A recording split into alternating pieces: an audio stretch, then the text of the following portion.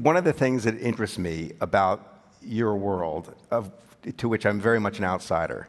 I mean, we have Sam Bankman-Fried, who founded FTX. We have Katie Haun, who's now founded her own venture capital fund, which invests principally in cryptocurrency businesses. And I'm an author who has written lots of books, none of them about cryptocurrency. So I'm an outsider here, and know very little. So I'm going to be asking the kind of questions that someone who knows very little asks. And one of the things that interests me is that no one has grown up wanting to be in cryptocurrency. It's all too young. Everybody here has a story about how they collided with this industry and got attracted to it, and kind of stuck to it. And I'd like to start with that. I'd like to hear both of you tell me a little bit about why you're even here. And why don't we start with Sam? Yeah. So I was a quant trader, and I was trading a lot of things that weren't cryptocurrencies.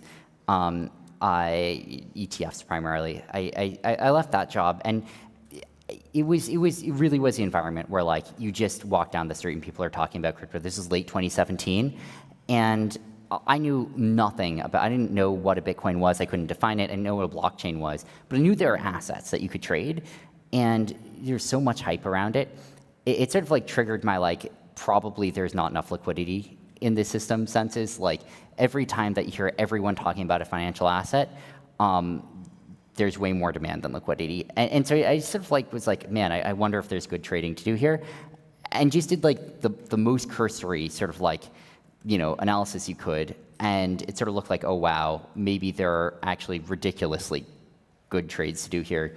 And I jumped in, and I think I spent like a year trading before I could really tell you what a Bitcoin was. I think yeah. So you were looking at it as a market that seemed more inefficient than other markets. That's right. That's how I first got in. And but the more that I started trading, like, okay, to actually complete a trade, I had to dive into the actual operational aspects eventually of crypto. Like I had to know how blockchains work, if only to transfer assets between exchanges.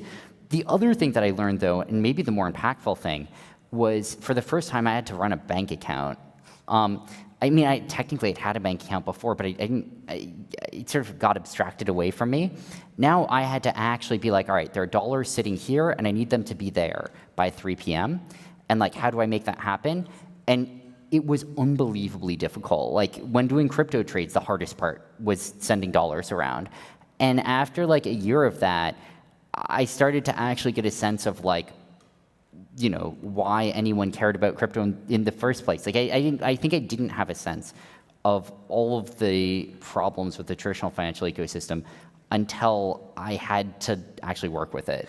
So you don't come to it as a religionist. You don't come to it because you have some particular passion for cryptocurrency. No. You were just looking for an opportunity. Yeah, absolutely. And I think it was only over time that I started to get an appreciation for like why it had value sort of in the first place. So we're not going to do your whole biography, but I'm just kind of curious how you go from, we're going to eliminate inefficiency in Bitcoin prices, to, I'm going to build an exchange. Yeah, well, I was using a lot of the exchanges, and it was not fun. Like, I mean, I liked my job. It was a fun job. But, like, one of the most frustrating parts of it was the exchanges just didn't work. Right.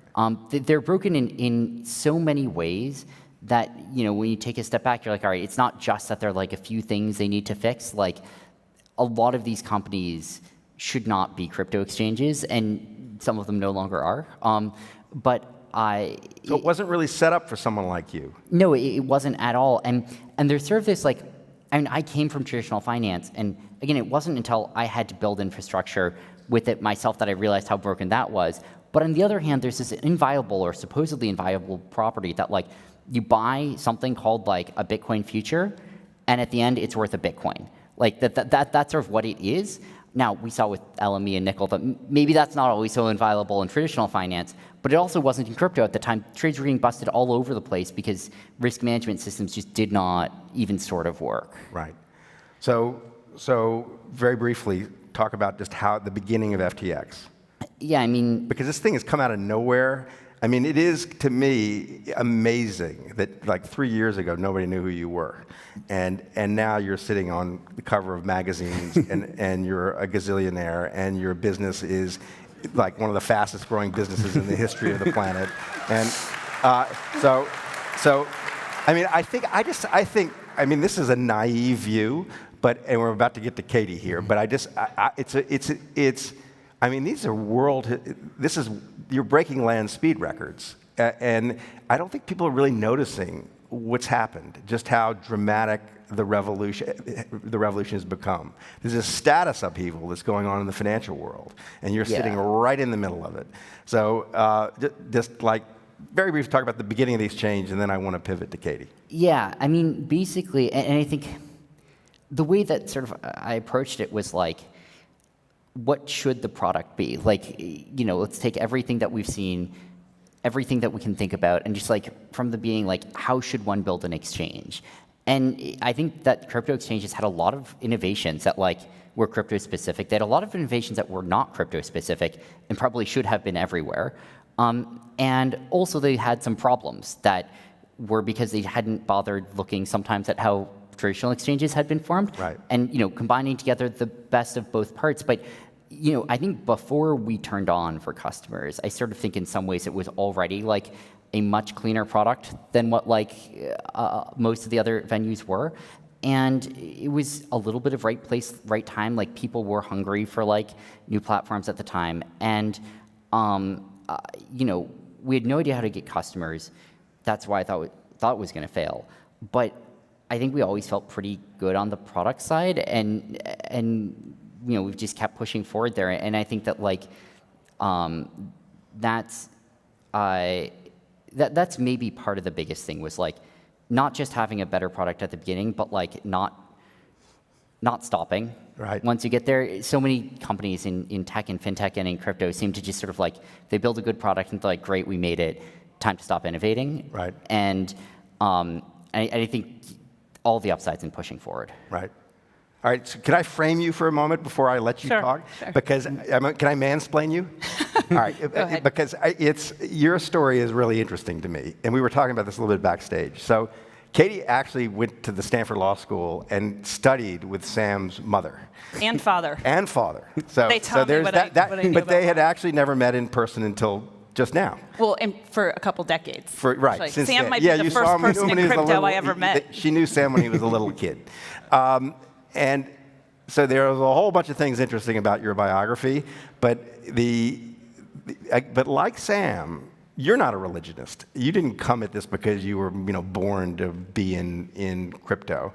And what's also interesting about you is you've just raised the biggest venture capital fund ever run by a woman. And it has been,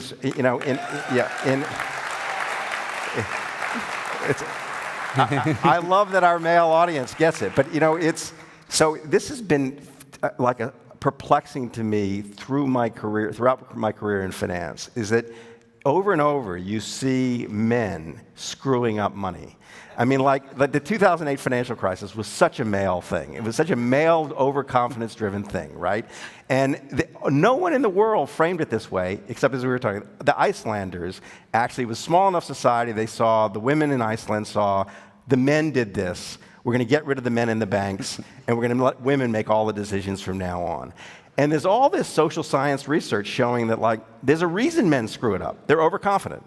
And there's some research showing that women are actually better with money, like better making financial risk decisions. So it's amazing it's taken till now for you to come along, because there aren't a lot of women who are in positions like yours. There are women in finance, but there aren't women who are pulling the trigger with large sums of money.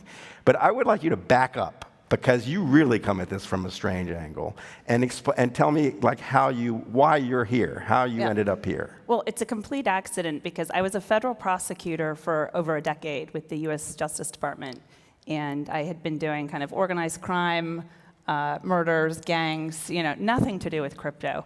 And actually, I've been in the space for about a decade. It was about a decade ago. Some of my bosses at the Justice Department came and asked me to look into what was, they said, a criminal technology, Bitcoin. And we should open a case and maybe see what's going on here. Is there a way to shut this down? And like Sam, the one thing that resonated with what Sam just said is, I had to figure out Bitcoin. I had to figure out how it worked. And this was in kind of 2012, 2013. There weren't a lot of resources out there online. So I worked with a couple federal agents and quickly kind of realized, wait a second, this is actually really useful. We can, do a lot of things with this kind of open, transparent system. So what was it that had them thinking this is criminal activity? Well, I think just some of the early use cases, right? Like I always say criminals are great beta testers of new technologies. Right. I mean, right? They do make great beta testers. They're always looking for loopholes. It's no different than any other technology. It can be used for good, can be used for bad. Right. And so there I was, we were asked, kind of try and shut this down. And the agents and I who were looking at it realized this is actually really powerful. We started leveraging the technology. Back then, it was only the Bitcoin blockchain to actually solve cases. And I always say that in my over a decade prosecuting money laundering cases, I would have far rather a money laundering crime been committed with crypto than with fiat or wires or cash, because crypto exchanges were far easier to deal with in our experience in those early days than banks. How do you explain to me, because that seems right to me too, that like the last thing, crypto does not seem ideally suited for criminal purposes. No. There's a record. That, Right. Digital breadcrumbs. Big suitcases filled with dollar bills seems like the perfect technology for criminals. Right. So how does it get the reputation? Yeah. Why does it? Again, it's why just does the that become an origin story. idea? But remember, Michael, like back in the early days of the internet, I mean, I remember Janet Reno, the Attorney General, once had a quote about the internet's only good for fraudsters and pornographers. I mean, this is just how the early days of the internet were. Very, very early, right? Some of the early use cases. But of course, quickly, it was realized that there's a lot more beneficial use cases. And so then I established the US government's first cryptocurrency task force with the idea of building bridges between regulators all over the country and those early players, because again, this was far before Sam's time. It was crypto was not inevitable back in those days. So like Sam, you're coming from an institutional world, a completely different legacy institutional world. You're the law. He's Wall Street, and you're entering this from that world with this odd perspective. Yep. How do you actually get yourself in the position of being an investor in crypto? Well, actually, through the work that I was doing for years there at the end, I started meeting some of the early crypto pioneers. Many of them are household names now. And I joined the board of Coinbase. I was actually, what job I was going to go do instead, but I... Can you stop for a second? You yeah. said Coinbase. When he said FTX, or I said FTX, everybody cheered. And when you said Coinbase, I didn't hear anybody cheer. Okay, come on. Yeah. That seems unfair. So I joined the board of Coinbase as their first independent director in 2017. Right. And that's how I got involved in the space, and then met some venture capitalists, early crypto funds, and decided to join Andreessen Horowitz and stand up with Chris Dixon, the first crypto fund. And then after 3 crypto funds, decided to go raise my own.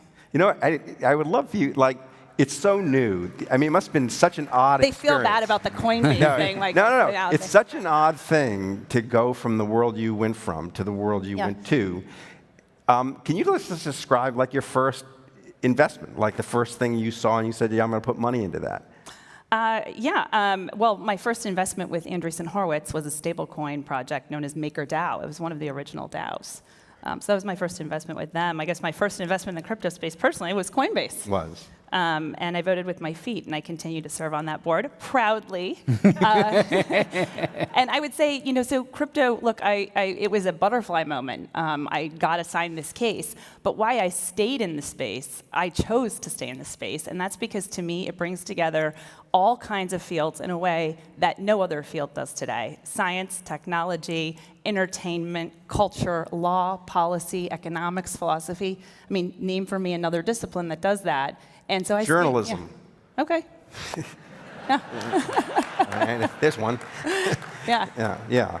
So, but I completely get it. You get to wander. You get to wander, and it's just part of, I've always said do a job where 50% of the job cold, and then almost 50% could be new. And I think that process of kind of continuous learning has really been something that's motivated me in my career. So now you're on your own. You've left Andreessen Horowitz. Well, I'm not totally on my own. I took a great team from Andreessen Horowitz with me, and we've hired. In fact, we're announcing tomorrow some of our new deal team hires.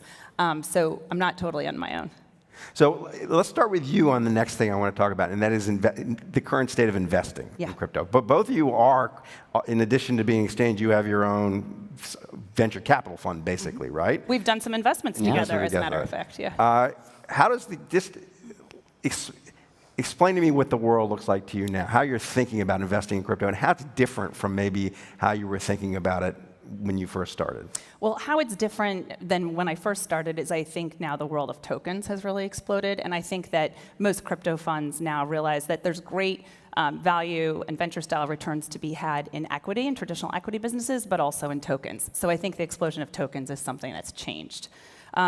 Things that I'm very excited about in terms of investing is we invest in all layers of the tech stack. We also invest in picks and shovels companies, in equity businesses. But areas I've been spending a lot of time are in the area of digitally scarce goods. You know, it's NFTs, and people will say, oh, NFTs like digital art, like Beeple, like CryptoPunks. And I always say it's much more to me than just digital art. I think we're just in the beginning. You can't judge the current state of innovation with the end state of innovation. And I see something really powerful, really a new business model for the internet when you're talking about the ability to own a good that's digitally scarce. The fact of the matter is, Michael, as you know, like it's a generational thing, but you know everything is going digital. Books, photos, media. Why would we think goods wouldn't too? Well, they have, and that's why in-app game purchases are a $60 billion a year industry. But if you think about it, you don't really own those goods. You're really renting them, and you're renting them from platforms. Platforms, whether they're gaming platforms or whether it's a platform like Amazon or Facebook or any of the big tech companies. And I think now what NFTs unlock is the power to own something digitally scarce. And I think this is fundamentally going to change consumer expectations. Consumers will no longer be satisfied with basically renting something that they're paying for. They're going to want to own it. They're able to own it, and then they're going to be able to take it across different platforms. So I think we're just scratching the surface on that. And then other things we're very excited about is kind of scale some of the architecture and infrastructure, scalability solutions. I'm excited to hear talks later today and throughout the conference on ZK technologies. We can talk a little bit about that, but I think that's an area that we're seeing a lot of activity in. If I'm sitting in your office watching what's walking through the door, what is walking through? Is it you have a theory of the world. Is the theory of the world confirmed by the business ideas that are coming in? Or is there like a mismatch there? Like you're wondering where the businesses are that you think should exist? I think it's really important in this space, especially not to have preconceived notions. Yeah. Because if you did that, for example, many times you wouldn't have invested. I talked to a lot of investors back in 2017, 2018 who said they won't touch tokens. Huh. So I think it's very important to kind of continually be examining. What is it right now that people won't touch? Well, I think it depends on the appetite of the investor. Right. And it depends on the mandate from their LPs. Russia. Wait, Russia. There we go. So explain. OFAC, other OFAC So related. FTX Ventures, that's what it's called, right? So tell me how you think about the world as you deploy that money. Yeah, so one piece of it which I sort of want to put to a side are like acquisitions for FTX. And those are, you know, in large part like what businesses are really positive sum with FTX, right? What fits well within what we're looking to do. If you sort of leave those aside, then I think there's sort of, you know, one piece of this is basically what products do we think make sense? Do we think there's demand for?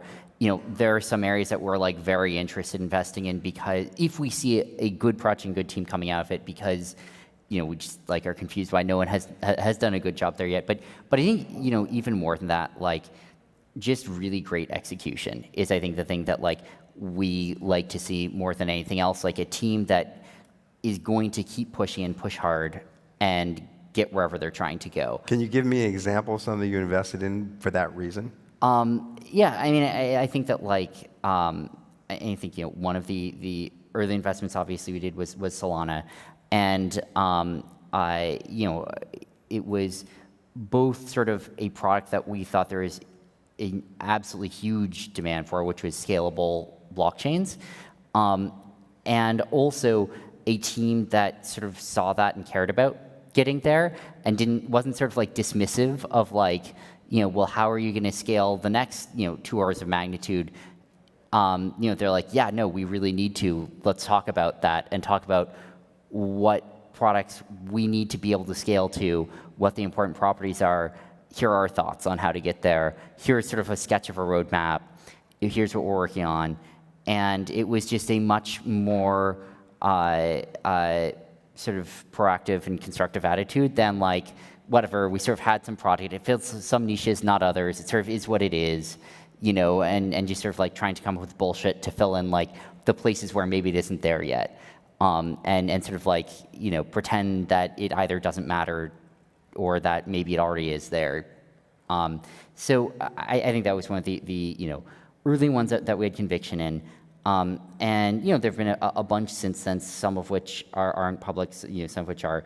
I think like, and I'll give one other actually, which was an acquisition, but it wasn't our typical type of acquisition, Right. which was Storybook Brawl, which is a video game.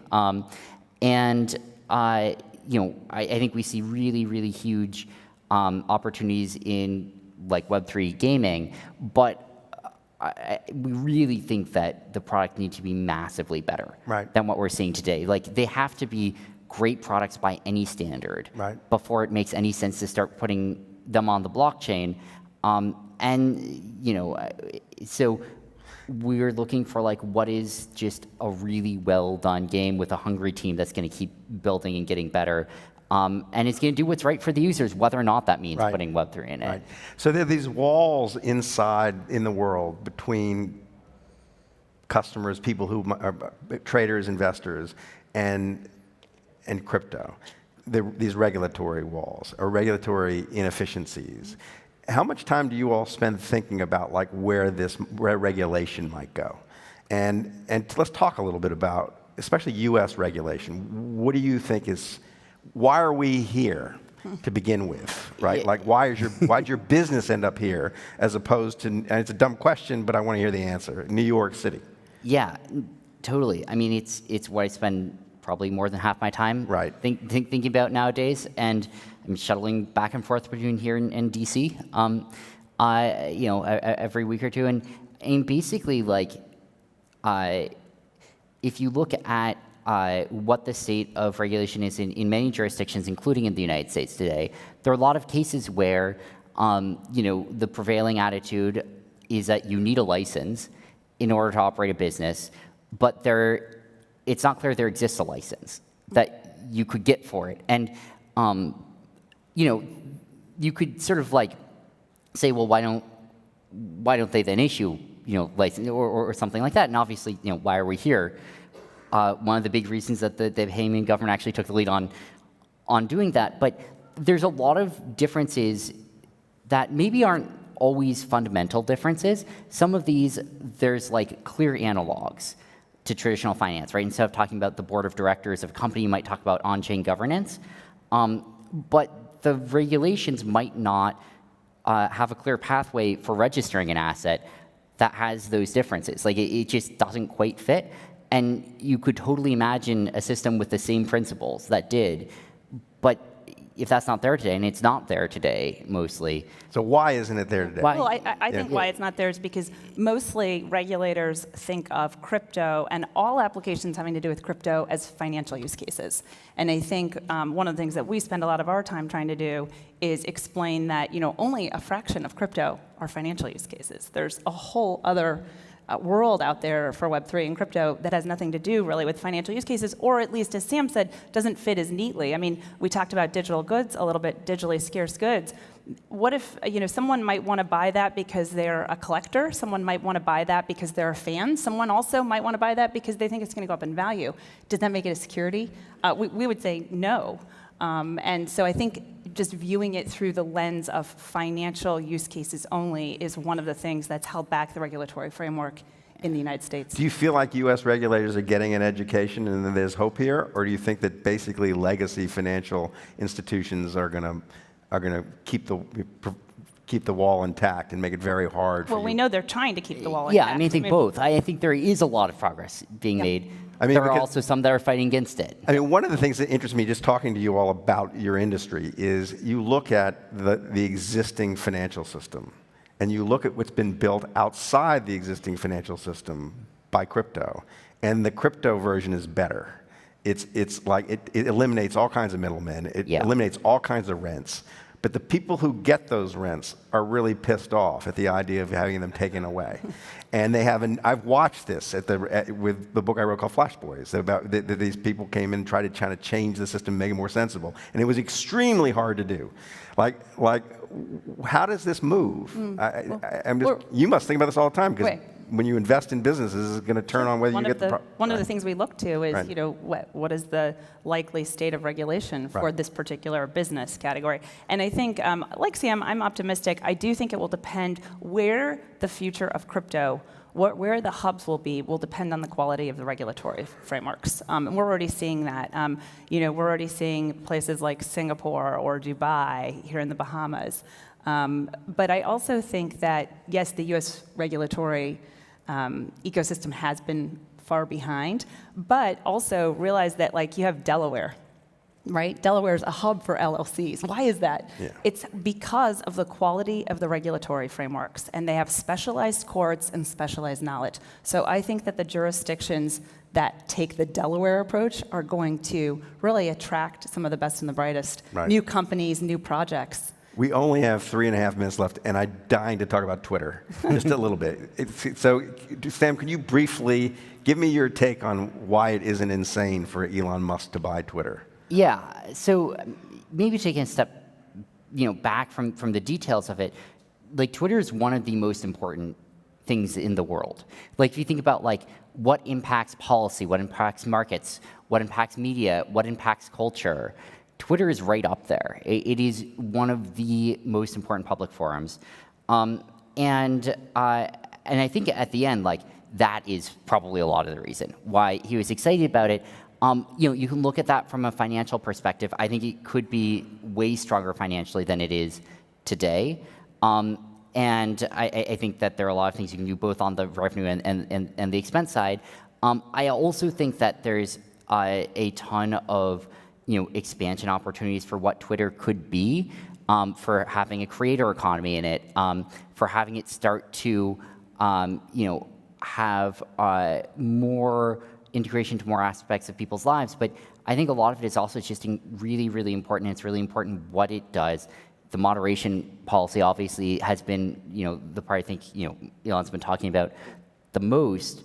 I think more generally, just all the decisions that are made by the company will impact the world. And I think that's a lot of it. I obviously have been thinking about it from the blockchain perspective as well. I think there's something really cool you can do there with What can you do? Explain that really briefly. Yeah, so really briefly, basically, if you put the actual social media messages, the actual tweets, on a blockchain, if that's where they were stored, you could also do this with a centralized open ledger with, like, an open API access. But the core thing is, if that's where they live, rather than sort of guarded by Twitter, then anyone can build on them. So 3 entrepreneurs in India could go create their own social media network, around music or around cricket or around food or around anything, that could draw on all of the existing messages, that all the messages on it could write to that same blockchain. It would be interoperable with all these other platforms. You don't have this giant network effect barrier. You don't have this dumb thing right now where if someone posts on Facebook, you can't see it on Twitter, and vice versa. So you get that interoperability, which I think is incredibly powerful, and you get a lot of people to build out your own network for you, which is Do you have any reason to think Elon Musk is interested in this idea? I don't know if he's, certainly he's interested in crypto. He's interested in Twitter. Right. I would guess that he's thought about, but I don't know what he thinks. And there are other founders who are working out there now today. We're starting seeing them on a decentralized social networks. And I think one of the exciting things is you could imagine a future world where you replace these ad-based models with some kind of micropayments or something to tweet. So I think that's interesting. One of the reasons I find the whole Twitter thing interesting is more from a First Amendment perspective. And we were texting a little bit about this yesterday, is a lot of people still don't realize that in the United States, even I talk now to founders even, and they say, well, the First Amendment, Twitter's violating our First Amendment rights. And I always point out, no, it's the government, only the First Amendment in the United States, with some limited exception under some state constitutions, only protects the government. It was only applied against the government. Right. And so that used to be okay where the government owned the town squares, right? The government couldn't restrict free speech there. But today, the town squares are digital. And so I think it's really interesting that private companies now own those digital spaces and the equivalent of digital town squares. It's always the loudest people who complain about being silenced. And they're never being silenced. We are, however, being silenced because we're out of time. And we've lost our First Amendment rights in the Bahamas, and we need to go off stage. So Sam and Katie, thank you so much for Thanks, spending Michael. time. Thank you all.